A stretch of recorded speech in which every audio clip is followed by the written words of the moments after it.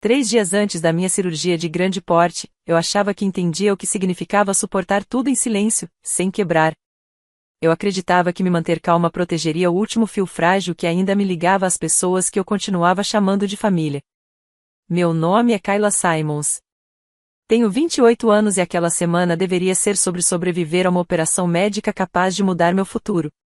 Tudo começou com uma mensagem que gelou minhas mãos. Minha irmã escreveu no grupo da família. O casamento vai acontecer neste fim de semana. Não pode ser adiado. Fiquei encarando a tela por alguns segundos, porque aquele não era um fim de semana qualquer. Era exatamente a data que constava nos meus papéis do hospital. O dia que o cirurgião havia circulado 2 vezes. O dia em que eu deveria estar sob anestesia enquanto meu corpo seria aberto para consertar algo que vinha piorando havia meses. Liguei para minha mãe, esperando que, ao menos por um segundo, ela hesitasse. Nós já prometemos que estaríamos no casamento da sua irmã, disse ela, sem baixar o tom de voz. Pude ouvir meu pai ao fundo antes mesmo de ele pegar o telefone. Sua cirurgia pode esperar. Um casamento só acontece uma vez na vida. Essas palavras pesaram mais do que o próprio diagnóstico. Eu não gritei. Não discuti. Não implorei. Apenas disse o que eles esperavam que eu dissesse. Eu entendo. Meu namorado permaneceu ao meu lado o tempo todo. Nunca me interrompeu, nunca tentou falar por mim. Apenas segurou minha mão quando meus dedos começaram a tremer, ficando perto de mim daquele jeito silencioso que eu nunca tinha recebido da minha própria família. Antes de continuar, quero pedir que você tire um segundo para se inscrever. Fique comigo até o fim dessa história, porque o que aconteceu depois daquela mensagem chocou até as pessoas que achavam que me conheciam de verdade. E a verdade por trás daquele fim de semana de casamento mudou tudo. Anos atrás, minha família vivia em rotinas silenciosas, nas quais todos pareciam entender o seu lugar menos eu. Porque o meu lugar nunca era dito em voz alta. Apenas era presumido. Apenas esperado. Nunca questionado. A primeira vez que percebi o quanto as coisas eram diferentes foi quando notei que minha irmã, Brianna, sempre era tratada como o centro das decisões importantes. Sempre que alguma escolha precisava ser feita, tudo girava em torno do que a deixava confortável, do que protegia seus sentimentos, do que tornava a vida dela mais fácil. Já as minhas necessidades eram tratadas como detalhes secundários, que podiam ser ajustados ou ignorados sem grandes consequências. Comecei a trabalhar muito cedo, não porque alguém me pediu, mas porque o peso de ver tudo desmoronar parecia maior do que o peso do trabalho em si. Eu cuidava das contas da casa em silêncio, colocava lembretes para pagar água e luz, preenchia formulários de seguro, ouvia conversas sobre dinheiro sem jamais participar das decisões finais, porque todos assumiam que eu resolveria os problemas sem precisar ser vista. Brianna nunca conseguiu manter um emprego estável por muito tempo, e minha mãe sempre encontrava uma explicação: era fase, era incompreensão, era azar, era culpa de pessoas que não souberam valorizá-la. Sempre que ela precisava de ajuda, a casa inteira parecia se rearranjar para acomodar os problemas dela. Enquanto as minhas dificuldades ficavam escondidas atrás das rotinas que mantinham a família funcionando, houve longos períodos em que ela viveu sem nenhuma renda fixa. Mesmo assim, o padrão de vida que ela esperava nunca mudou, porque eu pagava parte disso em silêncio, sem que ninguém precisasse pedir 2 vezes. Eu cobria o aluguel quando ela se mudava, arcava com despesas básicas de seguro quando ela não conseguia, pagava compras de mercado quando minha mãe dizia que o dinheiro estava apertado e carregava toda essa pressão sem esperar agradecimento algum, porque gratidão nunca fez parte do combinado. Minha mãe adorava falar sobre união familiar, mas, na prática, união quase sempre significava que eu era quem tinha que recuar nos conflitos, quem suavizava conversas difíceis, quem dava mais para que o clima continuasse em paz. Meu pai raramente perguntava como eu estava lidando com tudo, mas vivia me lembrando que uma família só sobrevive quando alguém está disposto a se sacrificar, e essas palavras, aos poucos, moldaram a forma como eu enxergava meu próprio valor. Com o tempo, ninguém mais precisava me dizer o que era esperado de mim, porque isso já fazia parte de quem eu era. Quando surgiam buracos financeiros, eu os cobria sem discutir. Quando planos precisavam de apoio, eu oferecia sem resistência. Quando Brianna precisava de estabilidade, todos entendiam em silêncio que seria eu quem faria isso acontecer. Deixei de buscar reconhecimento porque querer crédito passou a parecer infantil por algo que já havia se tornado uma obrigação. parei de compartilhar minhas frustrações porque isso gerava uma tensão que, no fim, eu mesma era encarregada de resolver. Aprendi a trabalhar em silêncio, a contribuir discretamente, a atravessar pressões sem demonstrar o quanto aquilo realmente me custava. Quando cheguei à vida adulta, o sacrifício já não parecia mais uma escolha. Parecia um papel permanente, costurado em cada detalhe do funcionamento da nossa família. Eu sustentava sem ser vista. Eu provia sem ser agradecida.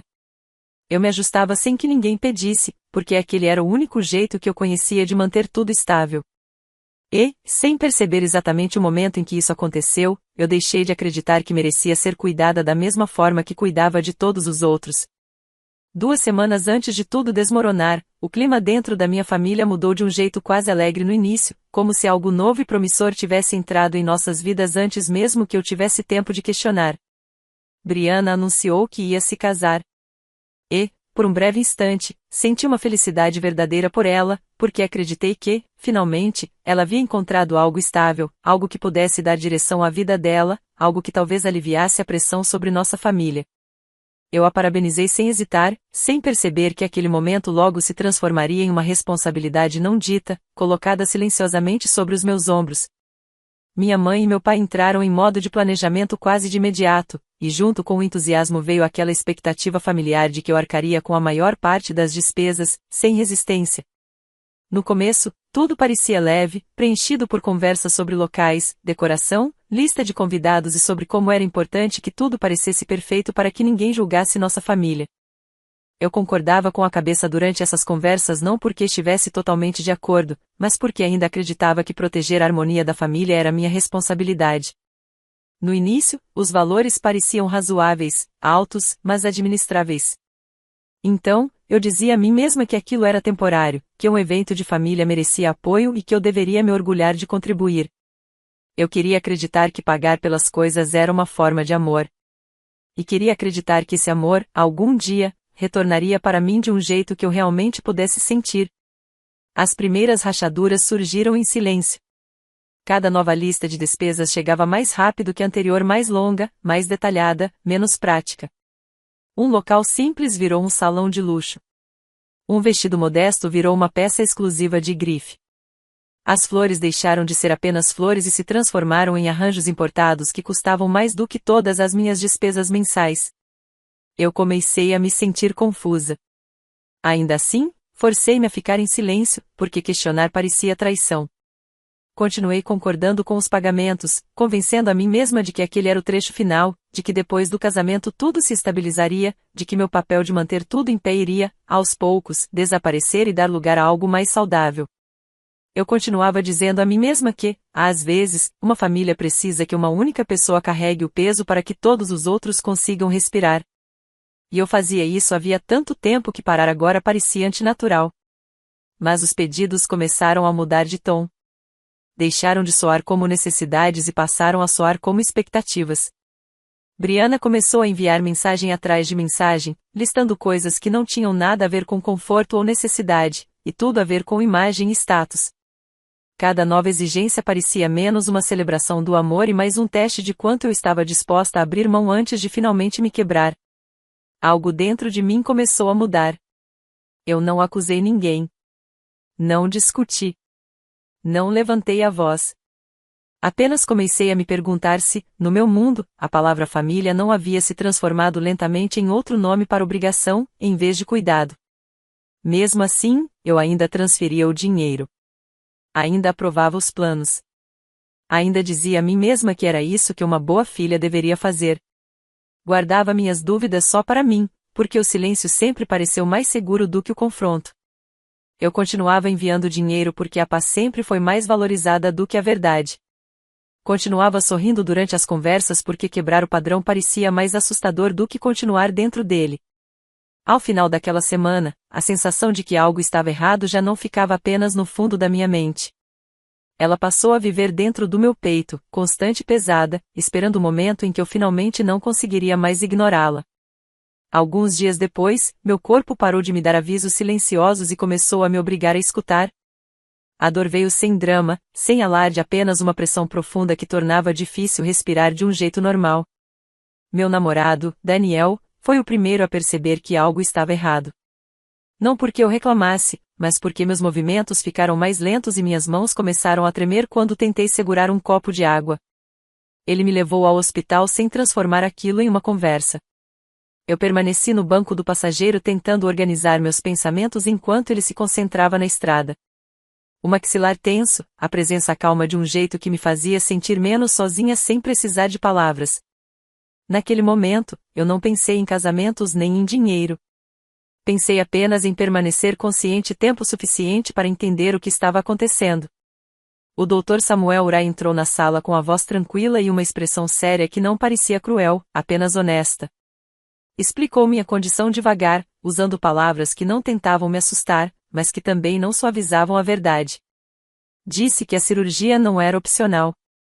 Disse que adiar seria perigoso. Disse que o tipo de planejamento financeiro envolvido não era algo a ser tratado com descuido. As palavras dele se acomodaram no meu peito com uma finalidade silenciosa, mais pesada do que a própria dor. Eu não chorei. Não entrei em pânico. Apenas concordei com a cabeça, porque não havia o que discutir. Algumas horas depois, entre papéis e exames, sentei sozinha no estacionamento e liguei para minha mãe e meu pai. Contei a verdade. Disse que a cirurgia estava marcada para o fim de semana. Disse que eu estava com medo, mas firme, e que precisava, ao menos, que eles entendessem a gravidade da situação. A voz da minha mãe veio suave, quase distante. Ela disse que sentia muito. Disse que esperava que eu fosse forte.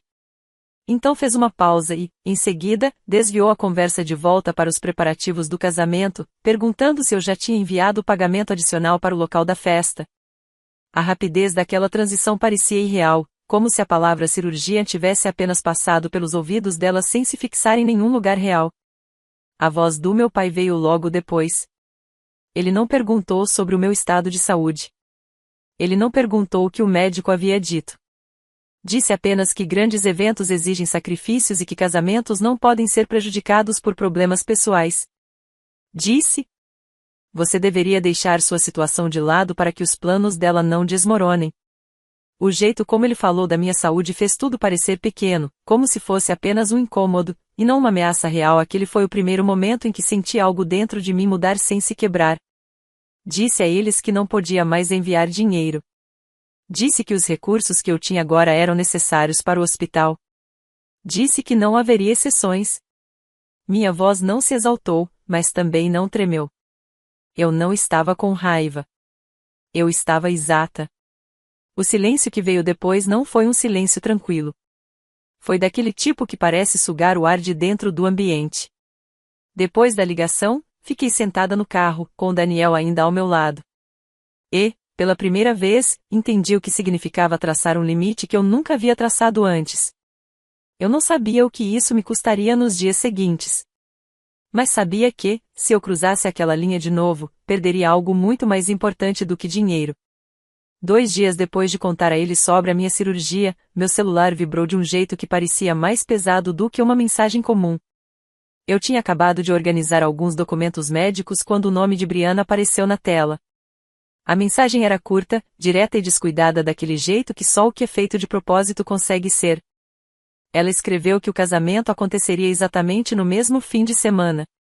Não havia hesitação nas palavras, nem pedido de desculpas, nem explicação, apenas um anúncio seguro, como se estivesse compartilhando uma boa notícia, e não pressionando uma ferida aberta. Por alguns segundos, fiquei olhando para a tela, não porque eu não tivesse entendido, mas porque eu não queria aceitar o quão precisa havia sido a escolha daquele momento. Liguei para minha mãe sem pensar muito no tom que usaria. Perguntei se era verdade. Perguntei se eles sabiam o que aquela data significava para mim. A voz dela não subiu nem desceu. Permaneceu firme, daquele jeito que as pessoas soam quando já tomaram uma decisão. Ela disse que estava tudo confirmado, que tudo já havia sido reservado, que os convidados já tinham sido avisados e que seria egoísmo esperar que os planos fossem alterados tão em cima da hora. Senti algo frio se acomodar atrás do meu peito. Não era pânico. Não era raiva. Era apenas uma consciência silenciosa. Disse a ela que não estava pedindo que o casamento fosse cancelado. Disse que só queria saber onde eles estariam naquele dia. A pausa foi breve, quase educada. Então ela respondeu que estariam na cerimônia, porque era lá que eles eram mais necessários. Quando falei com meu pai mais tarde, naquela mesma noite, ele foi ainda mais direto. Não rodeou a verdade nem tentou suavizá-la. Disse que casamentos são marcos insubstituíveis, enquanto procedimentos médicos são coisas que podem ser suportadas em silêncio.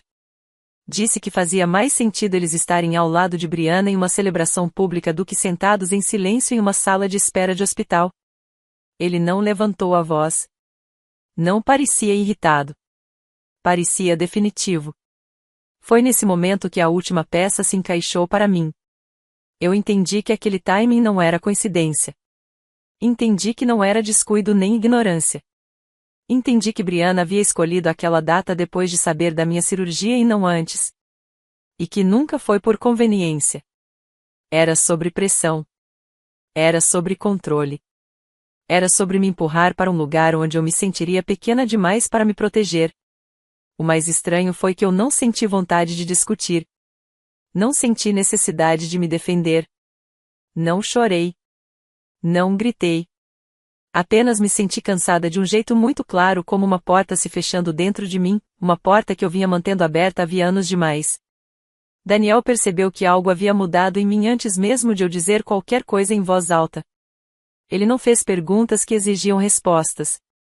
Não ofereceu conselhos que soassem como ordens. Apenas ficou perto de mim do jeito mais silencioso possível, sentando ao meu lado, me levando às consultas, trazendo água quando eu esquecia de beber. A presença dele não era barulhenta, mas era constante. E nessa constância, eu me senti mais compreendida do que em muitos anos. Naquela noite, eu não anunciei nenhuma decisão. Não ameacei ninguém. Não enviei mensagens longas. Deixei a verdade repousar comigo em silêncio. Deixei a realidade se acomodar nos meus ossos. Eu havia sido colocada em segundo lugar mais uma vez, sem nenhuma hesitação. Ao final daquele dia, eu já não questionava mais se importava para eles. Eu tinha a resposta. Só ainda não havia decidido o que faria com ela. Um dia antes do casamento, acordei com uma sensação estranha e desconhecida pesando dentro do meu peito. Um sentimento silencioso que não se parecia com medo nem pânico, mas com algo mais próximo de um fim, algo que eu nunca havia sentido antes. O peso que antes vivia no meu corpo havia desaparecido, não porque a vida tivesse ficado mais fácil de repente, mas porque eu finalmente havia parado de me obrigar a carregar tudo sozinha, sem questionar, sem descanso. Naquela manhã, eu ainda não liguei para ninguém. Mas também não hesitei por um único segundo, porque a verdade é que minha decisão já tinha se formado dentro de mim muito antes de o sol tocar a janela da cozinha. Sentei à mesa com o notebook aberto, encarando números que representavam meses de promessas preciosas e invisíveis, sacrifícios silenciosos que eu fiz sem jamais colocá-los em palavras. Desta vez, eu não vi aqueles números como algo que eu devia ou como algo que me controlava. Eu os vi como algo que finalmente me era permitido tocar, ajustar e soltar sem medo ou culpa. Comecei pelo local da cerimônia, falando com voz controlada, os dedos firmes passando pelo processo com uma calma que me surpreendeu. Não havia raiva no meu tom, mas também não havia suavidade, apenas uma clareza desconhecida, porém necessária. Cancelei a reserva, confirmei o estorno e retirei meu nome do contrato sem pedir permissão a ninguém, porque eu já não acreditava que precisava dela. Depois disso, entrei em contato com a floricultura, depois com o buffet, depois com a empresa de som. Passei por cada etapa sem pressa, mas sem parar. Cada mensagem era curta, porém intencional, carregando uma quietude definitiva que ficava mais pesada a cada passo, não por culpa, mas porque eu começava a entender o quanto eu havia estado soterrada dentro de decisões que nunca foram realmente minhas. As notificações de reembolso foram aparecendo aos poucos, uma a uma, cada vez mais reais. Nem todas voltaram por completo, porque contratos não se importam com emoções. Aceitei as perdas em silêncio, porque aquilo já não era mais sobre dinheiro. Era sobre, finalmente, recuperar o controle. Daniel ficou em silêncio perto da porta, próximo o suficiente para estar presente, distante o bastante para me dar espaço. Ele não se aproximou e não se afastou. A presença dele não parecia pressão. Parecia estabilidade que não exigia nada em troca. À medida que a tarde avançava, meu celular começou a vibrar com mais frequência, com números desconhecidos surgindo rapidamente na tela e desaparecendo em seguida. Deixei todas as ligações caírem sem resposta, porque aquele não era o momento para explicações, pedidos de desculpa ou conversas para as quais eu ainda não estava pronta. No centro daquele silêncio, eu entendi exatamente o que estava acontecendo sem que ninguém precisasse me dizer. Fornecedores protegem o próprio negócio acima de tudo, o que significa que eles agem assim que a instabilidade aparece. Seus sistemas foram feitos para agir rápido, cancelar em silêncio e mudar o foco sem emoção ou hesitação. Eu não enviei nenhuma mensagem para Brianna. Eu não avisei minha mãe. Não envolvi meu pai. Não houve discurso, nem confronto, nem uma cena dramática prestes a acontecer. Houve apenas silêncio. E, pela primeira vez na minha vida, aquele silêncio pareceu honesto em vez de perigoso. Quando o sol começou a baixar, minhas mãos já não tremiam mais. E aquele pequeno detalhe me surpreendeu mais do que qualquer outra coisa, porque fazia muito tempo que meu corpo havia esquecido como era sentir calma de verdade. Meus ombros foram relaxando aos poucos, e minha respiração já não parecia algo que eu precisava controlar segundo a segundo. O medo não veio. O pânico não apareceu. A culpa não assumiu o controle. Em vez disso, senti uma estabilidade que não dependia da aprovação de ninguém. Daniel colocou um copo de água ao lado da minha mão. Ele não fez perguntas. Não ofereceu conselhos. Apenas permaneceu perto o suficiente para me lembrar, sem palavras, de que eu não estava sozinha. Quando a noite se aproximou, a casa continuava em silêncio, mas não parecia vazia. Meu celular permaneceu quieto porque eu não o procurei. Não busquei reações, não esperei caos. Deixei tudo seguir adiante sem me obrigar a fazer parte daquilo. O que eu fiz naquele dia não foi barulhento nem cruel. Foi apenas algo que precisava acontecer. Por anos, eu mantive tudo em pé dando mais do que eu tinha. Naquele dia, pela primeira vez, deixei as coisas desmoronarem sem oferecer absolutamente nada. E essa escolha foi mais forte do que qualquer coisa que eu já tivesse feito. Naquela noite, dormi sem me explicar para ninguém. Na manhã da minha cirurgia, o tempo pareceu estranhamente suspenso, como se meu mundo tivesse se reduzido a movimentos silenciosos e respirações cuidadosas. Fui conduzida por corredores brancos de hospital enquanto as rodas sob a minha maca avançavam em um ritmo lento e constante, mais real do que o medo que eu achei que sentiria. As enfermeiras falavam em vozes baixas e profissionais, conferiam minha pulseira, ajustavam um lençol fino sobre meu peito e me preparavam para um momento que não tinha nada a ver com as expectativas de mais ninguém. Daniel permaneceu ao meu lado até o último segundo possível. Não disse nada, não ofereceu conselhos. Apenas envolveu minha mão com a dele de leve, com uma presença firme que não exigia nada de mim. Naquela mesma hora, o salão de festas que deveria celebrar Brianna começava a revelar o quão frágil sempre havia sido o controle dela. Ela chegou esperando música, flores, iluminação, equipamentos de som e um palco impecável que havia descrito a todos com orgulho. Em vez disso, entrou em um espaço meio vazio, com o chão nu, cantos silenciosos e fileiras de cadeiras que pareciam inacabadas e fora de lugar. No começo, ela riu de forma meio sem graça, pensando que era apenas um atraso de horários. Mas o riso desapareceu rápido quando nenhum funcionário apareceu, nenhuma caixa chegou e nenhuma música começou a tocar. A reação de Brianna passou da confusão para um pânico visível. As mãos se apertaram em torno do telefone enquanto ela tentava ligar para os fornecedores, que já não atendiam mais. A voz dela se elevava a cada chamada sem resposta, passando de perguntas cortantes a exigências raivosas que ninguém ali tinha poder de resolver. Ela andava de um lado para o outro pelo salão, o rosto tenso, a respiração curta, incapaz de aceitar que a imagem perfeita que havia planejado estava se desfazendo diante dos seus olhos. Minha mãe reagiu de forma diferente.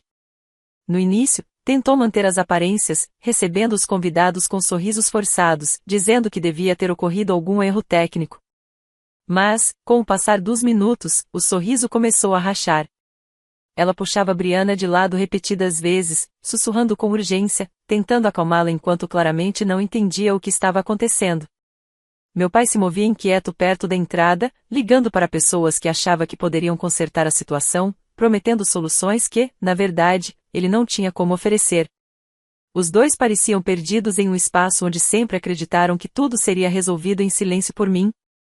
Os convidados começaram a sentir a tensão muito antes de qualquer explicação. Alguns se levantaram devagar, olhando ao redor com um desconforto crescente. Outros trocaram olhares confusos e cochichos apressados. Alguns tentaram consolar minha mãe, mas a maioria começou a se dirigir à saída em pequenos grupos, inseguros. Quanto mais o silêncio se prolongava, menos as pessoas se sentiam dispostas a ficar. O ambiente passou da celebração para o constrangimento e, depois, para um julgamento silencioso sem que ninguém precisasse dizer nada. Ethan, o marido da minha irmã, percebeu o fracasso da cerimônia não através da raiva, mas da observação silenciosa. Notou os elementos que faltavam, a ausência da equipe da tenda, os convidados se dispersando aos poucos e a forma desesperada e não sincera com que Brianna falava com todos. Ele não a confrontou diante da multidão e não forçou nenhuma explicação em público.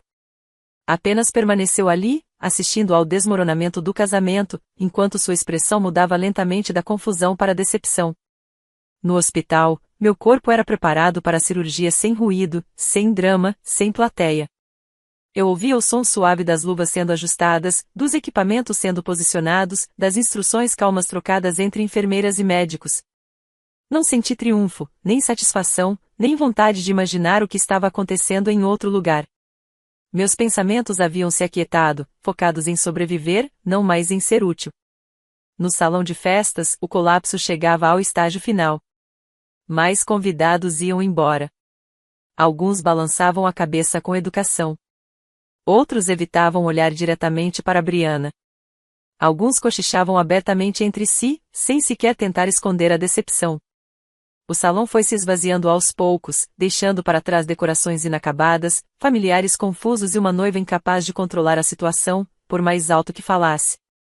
Eu não testemunhei nada disso. E não precisei. Meu mundo havia se reduzido a inspirar devagar, expirar com cuidado e aceitar que a sobrevivência exige mais honestidade do que sacrifício.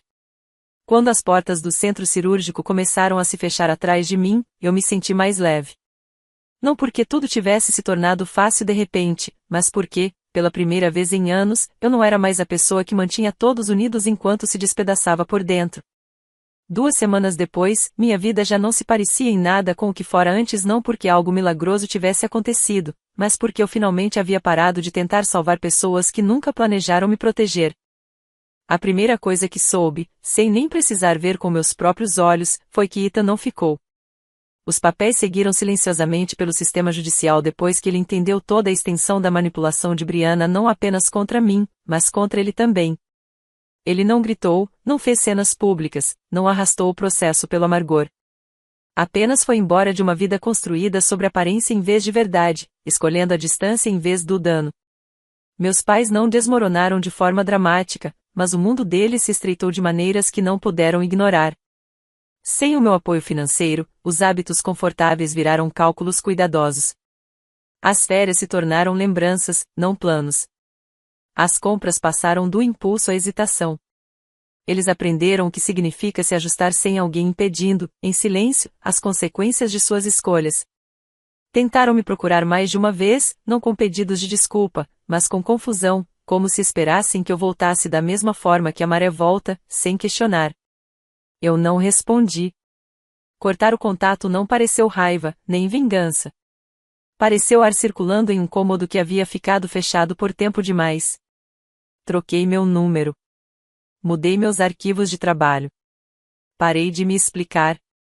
Pela primeira vez, eu não estava esperando ser necessária.